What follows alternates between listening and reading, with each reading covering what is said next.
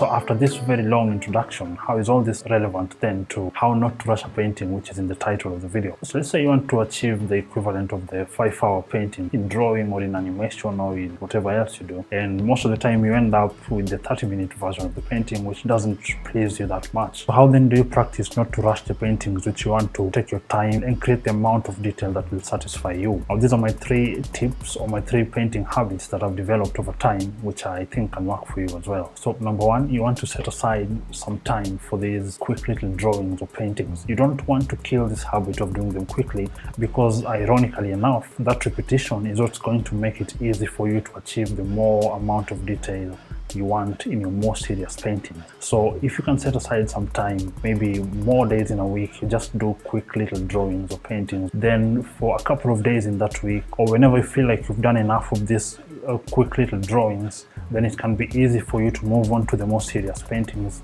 because you have a place to release this urge to finish these paintings quickly. And so it's easy for you to dedicate more time to the more serious artworks, because these other ones are now going to function as sort of warm-ups to the main artworks you want to create. Another advantage of having these little sketches or little drawings or little paintings is every once in a while they end up giving you ideas for the main artworks you want to do, or sometimes they themselves could turn into pretty good artworks, not to mention the amount of experience that you'll be getting, because the more you do anything, it's like learning an instrument. The more you play the instrument, the better you get at it, as opposed to if you spend a lot of time trying to create a masterpiece with every single artwork you do. You need to learn to release that pressure on some paintings, then focus and be more patient with the paintings where you want to achieve the most amount of quality on.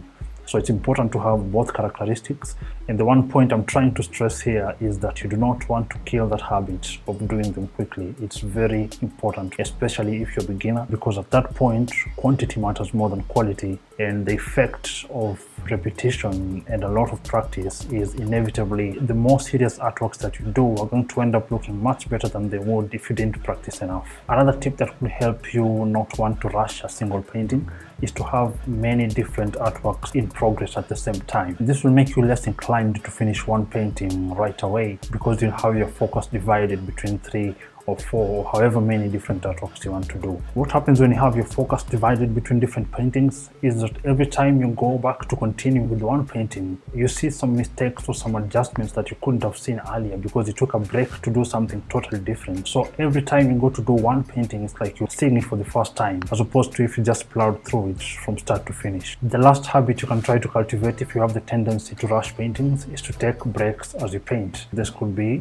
taking breaks after every week or after every month or so, but what I'm referring to in this tip is taking breaks within one day. So if all you have in one day is 4 hours in which you can be productive and paint, it's a better idea to spread those 4 hours across the day, because this will not only allow you to refresh your mind, but it will also give you the opportunity to notice mistakes and possible adjustments to make that you couldn't have noticed if you just sat there, like we mentioned in the previous point. Now, one thing I didn't say when I was showing you the demo of the 3 paintings I did was that I took a break in the last 2 trials. So in the 2-hour painting, the whole thing took me about 4 or 5 hours.